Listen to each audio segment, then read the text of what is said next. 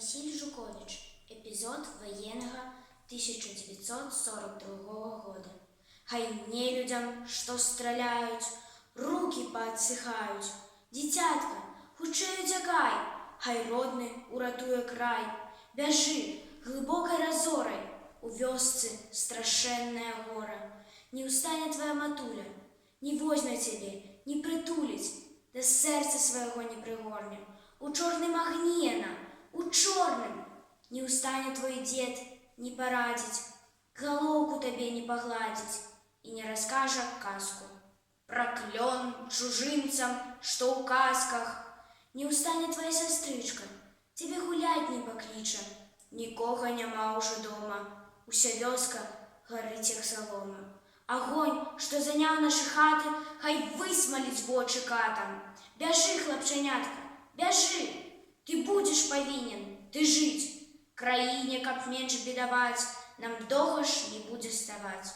Мужчин у будоўлі ў поле, дзяцей у адноўленай школе. Бяжы, хлопчанятка, бяжы, у жыта бяжы, у жыта.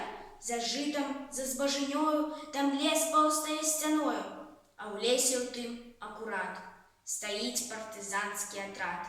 А там у атрадзе твой тата, узброены ён аўтаматам. Бяжы, хлопчанятка, бяжы, глыбокай разорай да жыта, а жытам да лесу хутчэй, знікай з крыважэрных вачэй.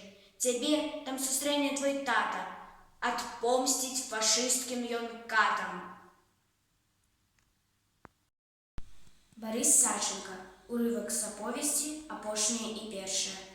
Густы, чорны, жаўцізною дым вялізным слупам стаў над вёскаю і закалыхаўся, зашугаў гары страшны чорны цень, цень смерці і пажару.